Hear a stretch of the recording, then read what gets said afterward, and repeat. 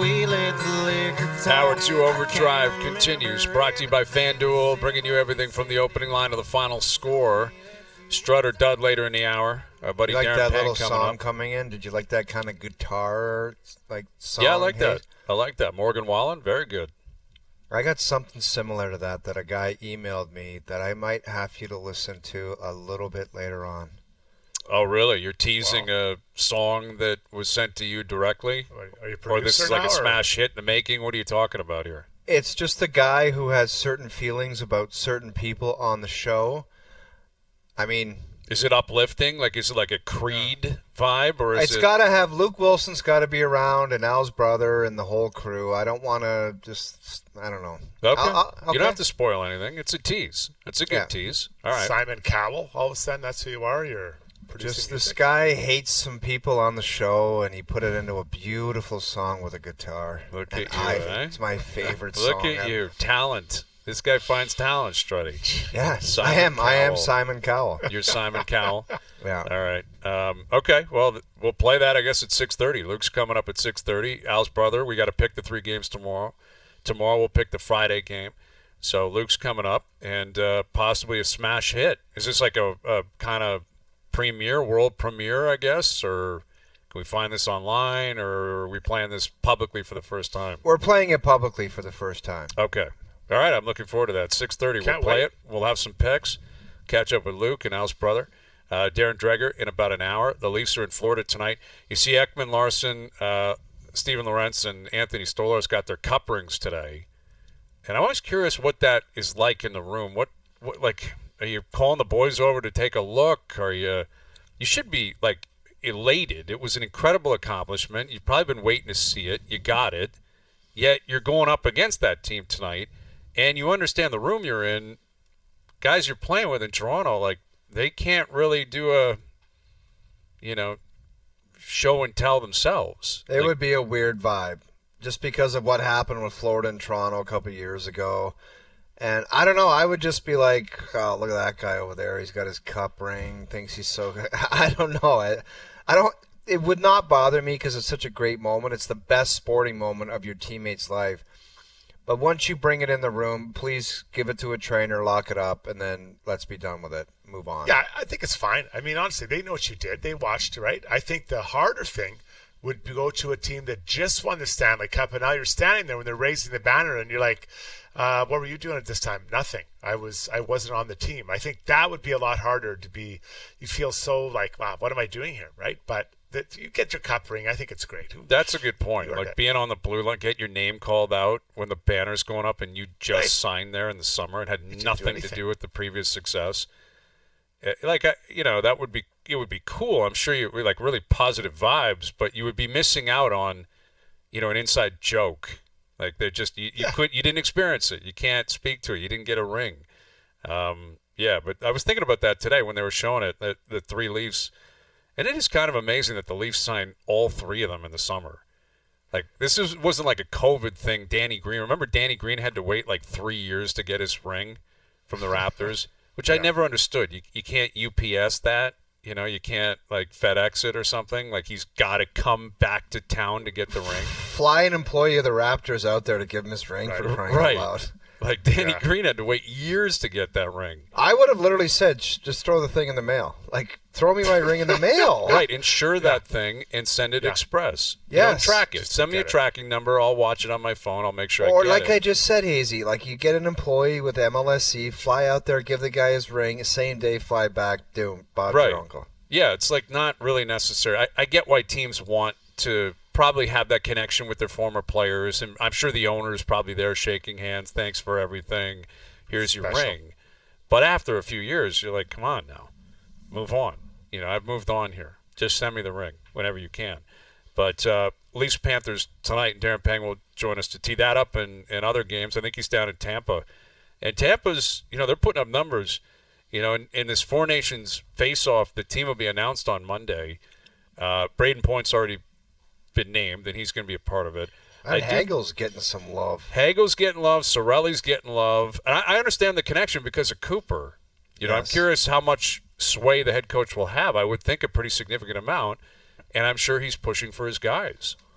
Well, Do you want to pull the them. trigger on your own guys? You remember the difficulty Steve Yzerman had with Marty St. Louis. Like, that was a massive ordeal. Do you remember how big of an ordeal that was back in the...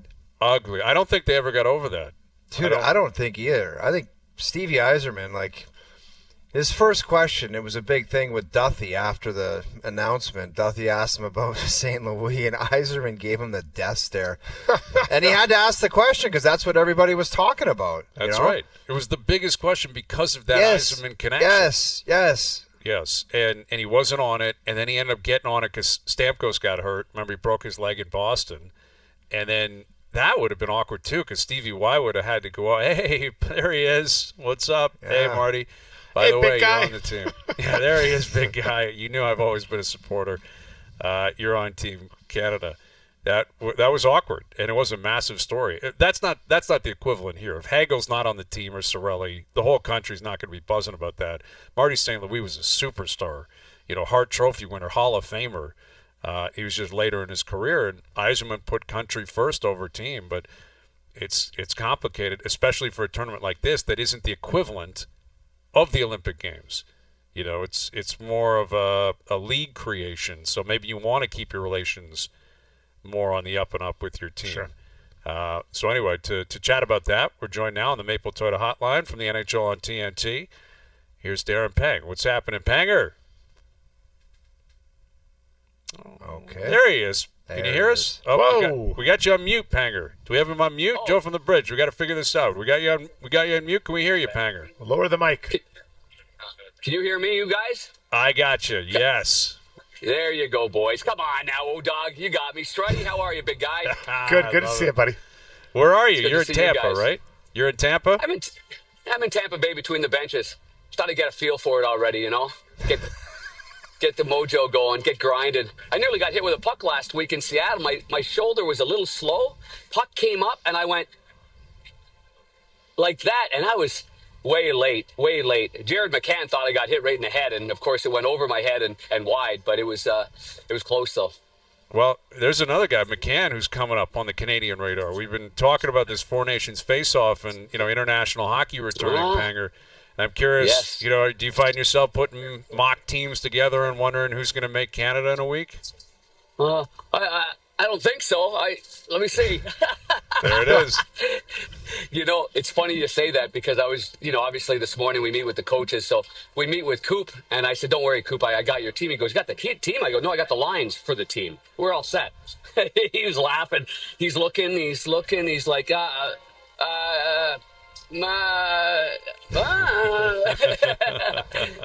didn't say very much, but I did say, I said, when you look at the center iceman, I said, just like in the 98 Olympics where Gretz was center, I think Steve Yzerman was on his right, and I think sometimes Joe Sakic might have even been on the left. I mean, there was some combinations there, and, they end up, if you got hockey sense, you can play anywhere, but you got to have a centerman that can play the wing. So I naturally had McKinnon on the wing.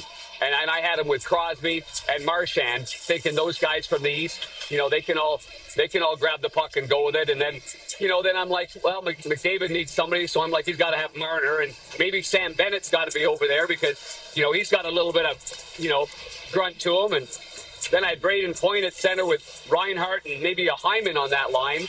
And then the fourth line and the fifth guys get a little tricky, for me. The Tom Wilsons of the world, the Anthony Cirellis, you were just talking about him. He's playing his best hockey. Is he that kind of guy that can slide in there, and defend and play against the other team's best? I think he could. I think he's proven that. So where does a Wilson, where does a Cirelli, where does a Scheifele, where does a Stone fit in? Where does a Lafreniere fit in? So tough decisions, but those are good decisions. I think that's a lot of fun. Panger, don't you think it's crazy the team is being named with so much time before the tournament? Like, I know both parties, I think the U.S. and Canada wanted to kind of delay it, and they just can't do it for optics or whatever it is. But to name a team, you want guys, it's just like a Ryder Cup. You want guys going in hot. Not to say that all the guys you just mentioned won't be or on form, but it's kind of crazy to name the team on Monday. Yeah, that does seem like there's a big gap there between when guys get rolling. And really, Doug, I don't know about you, but I've kind of pushed that whole playoff. If you're not in by American Thanksgiving, you don't have a chance. Well, last year 3 teams were in at Thanksgiving, and 3 didn't make it. You always have the odd 2 or 3, or like the Blues in 19 that were in last place and they end up winning the whole darn thing. But I do believe that the middle of December, O-Dog, that's when you judge it. I think that's when we're going to know what teams are real teams and which teams are really truly out of the race. So when I say that, then I believe that when you come into that part of December, that's when the players gear it up as well. So you may be correct. It does seem a little early.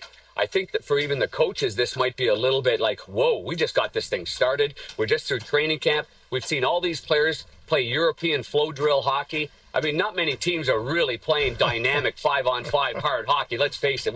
We all watch a lot of games every night, and man, we're trying to put chicken salad out there on some nights, and the players know it too. So, but then I see some games where I watch a Winnipeg, I watch a Mini, I watch the Washington Capitals play a 5-man tight unit, and they're playing some good hockey, and then you go, whoa, okay, that's what hockey looks like when you got 5 men on the same page. So I still think it would be nice if we had a little bit more time to make those decisions. But I mean, that's what it is. So here we go. All I do know is I remember those years of Steve running Team Canada and that brass, and you can't put a player out there that hasn't shone in front of the bright lights. That's a fact, because you don't know how they're going to respond. And so you got to look at all the guys that have performed well in Stanley Cup playoff hockey, or in maybe international hockey before that. Guys that have been in winning environments. For me, they're the only guys you're picking in a short tournament like this. Look at the goalies. How do you handicap Canada's goalies and what those might look like heading into next week? Logan Thompson is backing up in tonight's game, and so I was beside him on the boards, and I'm like, Logan, you put yourself on the map here. And he was really good. He's like, I don't think this is my time. I think it's going to be this guy, and this guy. So that's interesting, because he said, the same guy you're putting on the screen right now, he said, why would you not have Jordan Binnington there? Because he has shone brightly. He's got some moxie about him. And in a short tournament like that, the way that he handles the puck, the way that he can make a great second save, he can kind of turn something around with the way that he plays. And so he had Jordan on that list. Cam Talbot is kind of climbing up that ladder based on his play right now, which has really been outstanding. And he's a big goalie. Aiden Hill's a big goaltender. I honestly don't see Stuart Skinner on that list. I would see Logan Thompson ahead of him. I'd see Sam Montalban as well. Interesting that he asked me. He said, "Any chance that that Decord is going to jump over there and jump into the Canadian radar?" And I think that's been a question that's been asked a little bit, because he has dual citizenship. I think he's got Swiss citizenship as well. So yeah. But I don't see that. I see a kind of a Binnington, Aiden Hill, and then that third guy. If it is even Aiden Hill, that's third guy would have to be a guy that's maybe got some real character about him in that locker room. And who knows? Maybe it's a Marc-Andre Fleury. Nice little last dance for all he's done for Hockey Canada and everywhere along the way. Maybe he's that third guy. Darren, in the past, like some of the star players you made when you first talked about the team, Connor Bedard was trending on one of those guys that would have been an automatic to be on the team, like McDavid, Matthews for the U.S., that type of player, McKinnon. You didn't mention his name, and you're around the Blackhawks a lot doing their games. What have you seen from Bedard? His struggles are documented. He's talked about it himself, and he seems frustrated. What have you seen on a daily basis from Connor Bedard? And I wouldn't leave him out, O-Dog, because he's one of those players. Yes, he's struggling. He's in his second year. He's put a lot of pressure on himself. He takes this very seriously, his responsibility to the Hawks and to the game, and he's disappointed with how things are going. But who says that in the next 15 games he doesn't get on fire? I mean, but at this particular point... But he's only got until Monday. Well, yeah. and I honestly, and O-Dog, that's why I think he's run out of real estate. I mean, that to me is, you're sitting there with Crosby, McDavid, Point. You got Scheifele having a great year. You've got McKinnon. I've already moved him to the wing, for crying out loud.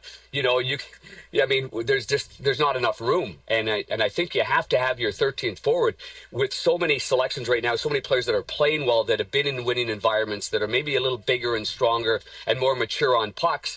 I think they deserve that right now, rather than a young player that is still finding his way.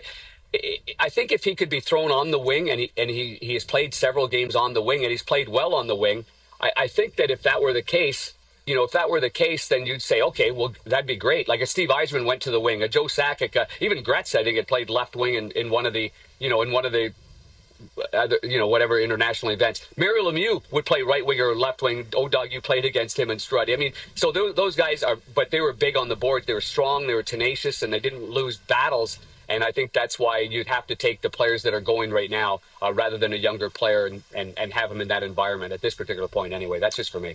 With Darren Pang, the NHL on TNT, and the Leafs are in Florida tonight. They'll be in Tampa where you are right now, Panger. They'll be there Saturday night. And they've been rolling here without their big guy. I mean, Matthews been out there 7-1 without him. And, they've been a perennial playoff team for years. 8 straight years they've been in the playoffs. It's basically been a formality. But they've never won the division. They've never put themselves in a position to play a wild card team to guarantee home ice. They're currently 3 points up on Florida, having the lead in the Atlantic Division. How likely do you believe it is that they can hold on to that spot, and how important do you think it should be for them to do just that? Well, Hazy, I think this is one of those great moments for a coach, too. You galvanize the team, you take away the top player, and you say, boys, this is what it's going to be. It's not going to be those 3 guys every single night. We're going to have to be a team. We're going to have to play a game that's hard to play against, and we're going to win low-scoring games, and that's the way it's going to be. And we're going to make you comfortable being uncomfortable. Is that the way it goes? Be uncomfortable, being comfortable. You guys know what I mean, anyway. So, so I think this is great for the Toronto Maple Leafs. Myself, it's you know what? Look at what Coop's doing right now. Without the greatest player in their history is Steven Stamkos. You know what they're doing right now? It's got nothing against Steven. It's just that other players are growing around them, and they've got a bigger voice. Anthony Sorel is one of those guys. You mentioned Hagel. He's another guy. You think these guys would step up in the locker room and say things if maybe Stamkos was there? I think it gets a little quiet when you've got your captain right there, your guy that you're expected that he's going to be the one to speak, especially with Austin being the new captain. So, Washington Capitals, they're playing a great game. They can't, without Ovechkin, this is a great test for them to play a tighter game and not just be feeding OV. And as he was on a roll, I think he was going to break the record like January 30th if he was on this continued roll. But the bottom line is you still have to play like a team and play hard like a team and not depend on one guy. So I think for Craig Berube, I think this has been just great for his coaching and coaching the team and telling the team exactly what he expects from them. What have you thought of the situation of the Leafs net minding and kind of new guys getting in there to set themselves up?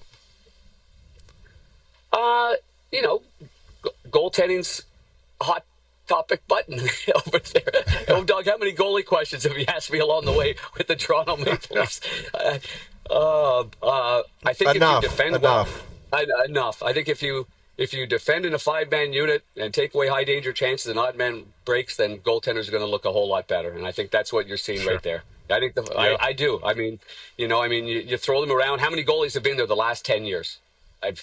Let's go through the list. The good news is a lot of them are still in the league, and they're still playing and they're still performing fairly well. That's the good news, is they didn't die on the vine there in Toronto with all the pressure that everybody gives the goaltending. Yeah, that's the truth. I mean, even Peter Mrazek's looking really good. You see it, it. I mean, Peter was a guy. He showed up and he was a month into that deal, and people are like, you got to get out from underneath that, and they did. And Freddie Anderson's still kicking around, and but they've been good. Stolar's been good. Wall's been good. The Leafs I like Stolarz. Yeah, he's good. I like man. Stolarz a lot. I mean, the thing about Anthony has been, was he healthy? Is he healthy enough? Does he have a couple of little tweaks here? Those long goalies, and with Ben Bishop, Ben always had some kind of groin, some kind of hamstring up high. They're built differently, and every time they make one big push, it's like, ooh, man, is that going to be okay? But I think Anthony has done a great job in treating his body better, if you know what I mean. As the older he's gotten right now, he's managed it better, and that's why I think that's why he's playing a tighter game in the net, not so spread out and not so outside the post where he's got to rally and come flying back because he's already slid by the post. I think he's really done a great job over the last couple of years of managing his post much better than he did before when he came into the league. So I could understand why he would have a couple of tweaks along the way with those groins or hamstrings or whatever it might have been. Yeah, and he's getting the start tonight. It'll be a big one for him. Back in Florida, he's been playing really well. Great to see you, Panger. We appreciate you doing this, especially at the rink. You're calling a game tonight. I know you're busy, so thank you for this, and we'll do it again real soon. Anything for you fellas, you know that. Award-winning show. See you guys. There you go, Darren Pang, the NHL on thanks, TNT. Panger. What a comment. What a comment. What a comment on the way out. JP, you got to clip that and just, I don't know, any kind of commercial, just hammer it. Look at what we're adding to the rotation. Award-winning show. Stay loud and stay proud. What else did we have? We had another great drop last week that we kept playing.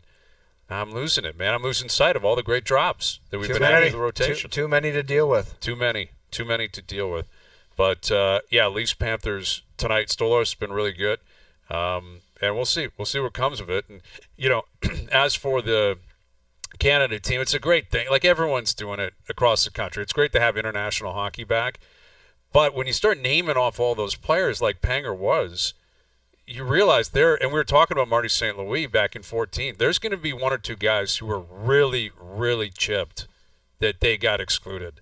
Like, that are off to a great start and will be so bent out of shape that they didn't make this team. Not just great start, Hayes, but better than that guy. Like, you're...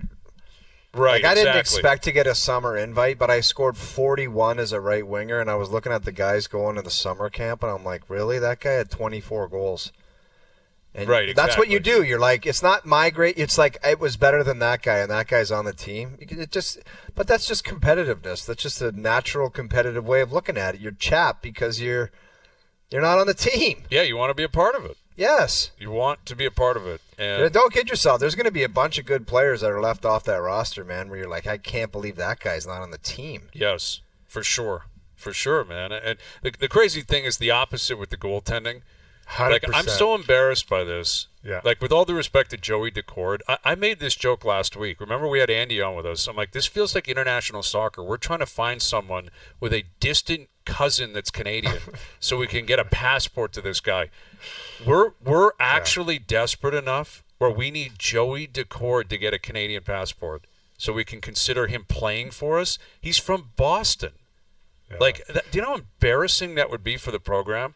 If that actually happened, hey, we found a passport, and Trudeau Well, imagine if decided it would be embarrassing if it was like, well, I can't make the American team, so screw it. I'll try to make the Canadian and that's team. what it is, though. Like that's where we are. That they're like, it was always the opposite, right? How many American, kids of NHL players who were born in the States, they could play for Canada, they were playing, and if they couldn't, it was like, I guess I'll play for the States. Like, I'll play down there. Now, like, and I don't know if Joey Decord has any interest in doing this. Dude, you're talking about a third spot anyway. Those two guys at the top, Jordan Binnington and Aiden Hill, are going to be the two guys named for Canada. They're in. They're going to be like, it's like both of these guys are competitive guys. They've won a cup, and that's going to be one of the other two. Whatever we like leading up to the first game is who's going to play for us. Those are the two guys that are going to do it. But what if they're both playing poorly? Like, come tournament time. Oh, it's going to be a feel thing. Come get everybody on the ice, and they're going to look around. You're like, what do you think of that guy? And it's like, oh, that's our starting goalie. It's not like there's pre-tournament games. No. Like, this is drop the puck and go, so you better pick the right guy. But this is the first time that I remember where there wasn't a clear-cut guy, right? Luongo, Marty Brodeur, Patrick Waugh. You kind of go back, and maybe I'm wrong. Maybe there were tournaments, like big tournaments, not the World Championships. So Struddy, there was a time where we could have done, Hayes, I don't know if you agree, a 3-hour show on Canadian goaltending and how star-studded it was. Absolutely. Yeah. I mean, absolutely. It's been tough, and would Carey Price, if he was healthy, would he be in that conversation now? I mean, how old would he be now? Would he be? He's got to be 37 or something? Yeah, if he's healthy, he's probably the guy. Maybe he'd be that guy. So is this a low time in Canadian goaltending, or is it a trend? The lowest. So is it a trend or is it a low spot or a dip? And that's. I think that's a fair question, and I think you got to see if this is just a generational thing. A 4 to 6 year phase for whatever reason. And it's not that there aren't a ton of Canadian goalies in the league. There are. It's not like these guys aren't good number ones. It's that you mentioned Price and Waugh, but those are Hall of Fame superstars. Yeah. Like, that's what we're talking about. That's been our history in net, and it just doesn't exist right now. I think if it goes through another generation, like if we're 6 years from now and we're still like, I don't know, man, this guy might be Canadian, then we're in trouble. Then you got to start trying to figure out, like, the root of the problem. Why Canada. Then it's summit time. Like, we use that as a joke. Sure. For, the summit. It's summit time in like 4 to 6 years if there isn't a superstar Vezina caliber Canadian goalie. Like a perennial number one that you can point to and say, you're the man. That summit's coming, dude. Yes. There's a Hockey Canadian summit on everything every year, and that'll be an actual one. And where's our goaltending? Yeah. And why is Russia so strong? Like, what are they doing? Because it is like their fourth or fifth goalie would be a good option. Same with the Americans, though. Yeah, fair Strud. point. Yeah, like the so Americans have got 5 or 6 deep. What is going on? Like, why is it, again, low spot, or is this a trend? And that's We'll find out. Further up the chain than me. Yeah, we will certainly find out. Darren Dreger coming up. We got Luke Wilson, Al's brother, coming up. Picks on the games tomorrow. And Strut or Dud coming up as well. Overdrive continues. TSN 1050 and on TSN 4.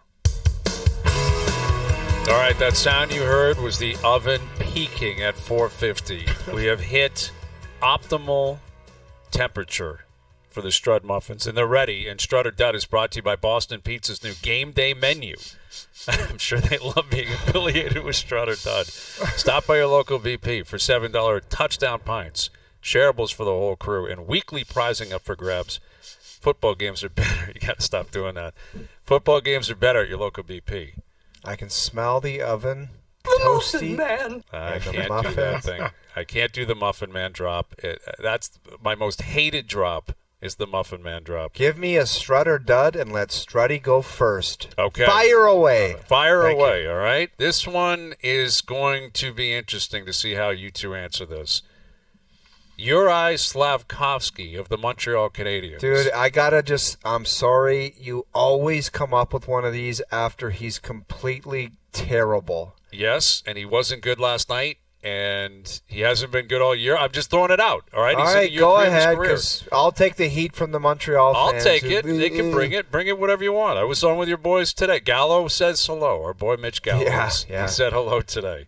Slafkovsky is more likely to be a depth player than a star player. Strud or Dud? That's a dud. I think that he's a very young player. That team is struggling in many different ways. The other night he was -4, and maybe a couple he could be blamed for, but sometimes you're just on the ice for minuses. I think he's a scorer who is lacking confidence. So I think he will be a top 6 and not a bottom 6 ODOG. Okay. It's just it's a dud question. I don't even think I would go Were there. you if too I soft to answer No, I'm this? not. What Montreal's I'm going to? not. What are they going to do? Because as soon as I wanted to pack it in on him last year, he showed up and played 30 great games, and I got rewarded a contract. He just has to find out where the hell that 30 games went or how to get there. Mm-hmm. But when you look at the Montreal Canadiens, I had 5 to 7 years that were pretty good in the NHL, but the reason was I was playing with some where is the elite talent around there that he's supposed to get locked in with? Where, you know what I mean? Like, it's not good enough all the way around there. Like, they got some guys that they're looking to grow and this and that, but to get things done in the league, you look at what Marner and Nylander have done, and this is not a Leafs homer bias, but those guys are getting it done with Austin Matthews out of the lineup because they're elite stud players, difference makers, and game changers. Like, there is a big difference between those guys and then other guys that everybody thinks they're so great and they make $8 million because they scored 30 goals one time. They don't have those players, man, and they better find them, and these guys better turn into them, or they're all going to look bad. It's going to be a real mess. Well, yeah. That's why I'm a Strut on this, because the guy we're talking about is supposed to be that guy. Maybe you're right, man. Maybe I was too soft of an answer, and he's supposed to be one of those difference makers to elevate other people. Right, and that's like when you go first overall, you give him an 8-year deal. You know, he's supposed to pop. He's got to pop, and it's only year 3. He is a young guy. But the question is more likely. It doesn't, I'm not guaranteeing he'll just blend into the league and play for 12 or 13 years, which is a really good career. And at times have, peak moments and be a guy that you can rely on. But star player, it's tough to be a star player. Like how many star players, it's subjective, 30 in the league, 40? I don't know if this guy's going to be a top 30 player. I can't say that based on what I've seen through 3 years of his career. I watched a lot of that game last night, and I'll tell you 2 things that bugged me. 1, the way he was playing, and 2, the second thing was he didn't seem like he was bothered being on the 4th line. It was like, Isn't there any part of a new age player that says, I'm going to run everybody through the boards and show the coach that I'm pissed off of where I'm at in life, my lot in life? Like, I want to dig out of this, and I'm going to do everything I can to do that. I guess that's just not a part of the game. He's got more guarantees than Marty, the head coach. is Marty St. Louis as forward-thinking of a coach? You'll just watch him and say, if that's the way you think about it, you just stay there until you prove otherwise. Because he was so invisible, it's scary. Mm-hmm. Yeah, he was. He was last night, and he's not playing with. Listen, the goal scoring is accurate. I don't know how great of a goal scorer he was projected to be. It was a tough COVID Dude, there's year. no sample size because of COVID, and it's like, what year did you see him score 58 goals somewhere or something like that? Right. Kind of came out of nowhere, had a great Worlds, had some great international performances. And all right, what about Marty St. Louis? Marty St. Louis will be the Habs head coach to start next season. Strud or dud? What year is this for him? Is this 3? This is, I believe, his third. This will be his complete third full season. year. Yeah. Okay, go ahead, O-Dog. I'm Strut on this. He's got this year, and if they don't put themselves into a position, which I don't know if they're going to do it because they're still going to be young and they're still going to be doing a lot of the same things, and he might be screwed anyway, but he's going to be the coach to start next year. I think he will be the start of it. The problem is that at some point he will get turned over because they're going to take the next step, and you can't have the same coach be it. Although they've done it in Utah, I suppose, to be fair. They have done it in Utah.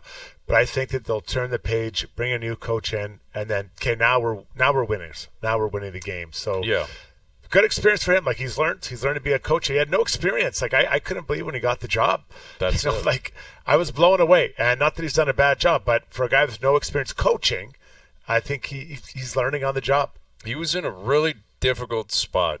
They were starting a scorched earth rebuild in maybe the most pressure-packed hockey market in the world, in a market that has the highest of expectations. They've softened over 30 years. But there was a time, and when Marty was growing up, it was a time when it was like, you have to win if you're the Montreal Canadiens. And they've accepted this rebuild and scorched earth and taking their time. The reality is, and it's early, the season is still only 20 games deep, they are worse based on record today than they were this time last year and the year before that. They are not taking steps. You can't watch that Canadiens team and say this is better than it was even a year ago. I know. You can like some individual players, but I think Marty's got to get going. I think he's got to get going. I think it's a Strud now until he proves that he should stick around. Yeah. I think that's a reasonable point to be made. It's not that he's going tonight or the rest of this year, but you have until the end of the year, I would think, to prove to the front office, I'm putting my fingerprints on this team to make them pop next year. And I don't think you can watch this Habs team and say that that's the case. I mean, they're not moving in the right, they're not taking steps forward. They haven't done that. I always go back year. to this. Do you remember when the young guys, you had to make hay as far as getting good when guys were on their entry-level contracts? What is that trend? What is that now? It's year 8 or 9 of their, that's when, they're not even close to making the playoffs. No. They're in the lottery. That now it's tank mode in Montreal. That's where they are. If Montembeault doesn't play great, they're not winning games. Yeah. I'll tell you one thing about the league and ownership. Everyone is a hell of a lot more patient nowadays because as soon as you let them know that the team stinks, it's like, all right, I guess you stink. It's just a hall pass to be garbage forever. Mm-hmm. It's crazy, man. The one wild card for Slafkovsky is Patrick Laine. Does Laine help him? Is Laine going to be a mentor for Slafkovsky and talk about how to score? Think about what you just said, Struddy. Think about that. Okay, that is a fair point. That's a really fair point. But Laine could score more. He's more of a scorer from distance than maybe driving the net. But Laine still has to get on the ice and get some kind of game together on his own, let alone He's never been a mentor in his life. But he's getting older, right? He's 26. I don't know how many. It feels like he's been around for 15 years. If it happens, great. It's a stretch. I know, but he needs that's part of paying it forward and growing a good culture. Is he? He's got to. I think he'd help him. Try to help him. Well, you got to rely on something. And listen, Laine, he's on the trip. He's probably going to play at some point, later this week. But he's got to. Laine's in a weird position now because he's got to figure his own career out. He's got to get comfortable. He does. He's got this year and next on his deal, and then he's got to figure out where he's going with his career. All right, Strud or dud? Danny Dimes, Daniel Jones, will start at least one more game in his NFL career. Start an NFL game as a quarterback. Oh, man. You know what? It's a Strud. He's going to. How the hell that's possible? Man. I agree. I can't hear that anymore. I don't really despise that clip. That drop. I hate it. I hate it. JP, please stop. Please stop It's a playing Strud, but I don't know how because I haven't liked the guy since the word go. I'm not even a Giants fan, but I just look at him. It's a weird vibe all the way around. And this guy has been shoving so much money in his jeans. It's craziness. Yep. And he's going to start somewhere. Someone's going to get hurt and he's going to start a game. Let's be serious. It's a Strud. Okay. Yeah, so I'm going to go with Strud as well, but I wish it would have been like 2.5 games because the over-under. I would have said under. Like he's the only way he gets in, right, is if there's an injury. I've watched him for a number of years, and I wanted to believe. Like, I'm a huge Giants fan. Him, Saquon, everyone, Thibodeau. I was like, this is the team. And he was given every opportunity. Now, to be fair, there was an offensive line, not a lot of weapons around him. But he never did it. He showed glimpses and stuff, but couldn't do it. So, no, I don't think he will ever be a full-time quarterback. He will replace when injury occurs. Okay. Yeah, I think that's fair. I think that is a Strud. But, I guess we can update the Strud or dud on the fly here. And 2.5, you're saying that's the under? Like you'd hammer the under on 2.5? Absolutely mega dud. Yeah, okay. I would. Mega nuclear dud. Yeah, I think you're probably right. But I also don't think you can overstate how many bad quarterbacks there are in the league. Like there's some and how many guys have just stuck around. And it's Andy Dalton's starting again. That guy's still in the league. Interesting. Quarterbacks are like goalies in the NHL. When you talk about elite ones, it's like there is a handful of them. And Exactly. That's it. And then there's guys who just kind of hang around the league And they get it done. Get it done, and they can fit in, and they're good They guys don't in the hurt room. ya. Exactly. Right, But yeah, he'll get another start, but it won't be a permanent. Strud or dud? Tomorrow night's game is Tua Tagovailoa's biggest game of his career at Lambeau tomorrow. 100, the biggest, juiciest, beefiest Strud muffin you've ever seen. Because big game, cold weather, he's been terrible. Mm-hmm. So he says they want to change the narrative down there. I've told you this before, Hayes. I'm tired of listening to the coach. McDaniel. He just sounds so goofy when he talks, man. He sounds like he just hit a bong or something. I don't know. He sounds weird. I'm tired of listening to him. But they want to change the narrative. It's got to be tomorrow night. Yes. Let's see what you got on Thanksgiving. Yep. Double chocolate chip muffin here. Double chocolate. That's how big this is for him. Wow. And I think it's the fact they're going from Miami to Lambeau and playing. I don't think the weather's supposed to be too bad, but still, you've got to go into a hostile environment and show that you can deliver in that time. And I think he's up to it, guys. I think he's going to surprise everyone. Really? I do. Listen, man. Or impress us. I don't have anything against Tua. I'd like to see it, too, because I'm pulling for him now with all his concussion issues and everything that he's been through. But he's from Hawaii, went to school in Alabama, and he plays in Miami. When he goes outdoors in the cold, if there's any wind, he just doesn't have the arm strength. Like, that's the thing. That's not narrative-based. That's just a fact. The guy can't throw the ball down the field. And he looks so uncomfortable.